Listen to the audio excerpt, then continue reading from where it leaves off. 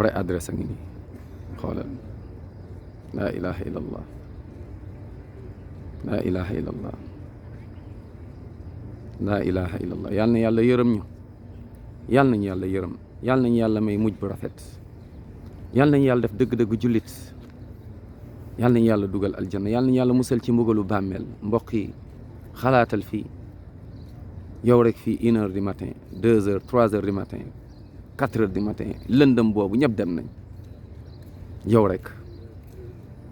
laa ilaha illallah ana mbooloo mi ana kër yi sa ginnaaw yow rek fii xoolal ñu fi tëdd yàlla na yàlla yërëm leen yërëm ñu ñun ñëpp dugal ñu aljanna xalaatal fii xalaat ko boo demee ba tiim dossier di signé subhanallah nga xam ne avenir u dëkk lëmb avenir u nit ñaata ci ay nit nga sabablu ba ñu tëj leen ci tooñ yow yaa signé yow yaa décidé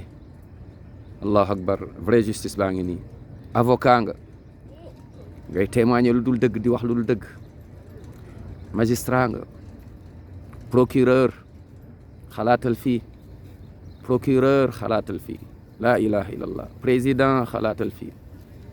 président xalaatal fii ministre yi xalaat leen fii détournement ay millions ay milliards allahu akbar ñaata ñoo la fi fekk dërëm du la fi fekk laa ilaha illallah muhammadun rasulullah sallallahu alayhi wa sallam tooñ bokkaale yàlla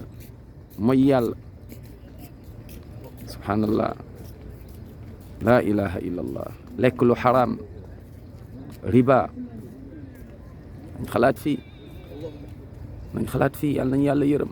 ma ne kon yow mii di procureur yow mii di avocat yow mii di magistrat ñaata nga tëjlu ci ay nit bés dina ñëw ñu tëj la fii wallahi fii lañ lay tëj prison dëgg mu ngi nii prison ngi nii de bu doon tooñ nga yóbbu àndaale sabab la ay nit ñoo xam defuñu dara waxuñu dara nga décidé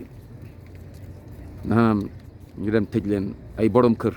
ay borom njaboot laa ilaha illallah xalaatal fii avant ngay juger di joxe di trancher xalaatal bàmmeel guddi gu njëkk sa biir bàmmeel xalaat ko bu la ay milliards bu mu la ko jaral bu la pouvoir bu mu la ko jaral laa ilaha illallah muhammadu rasulullah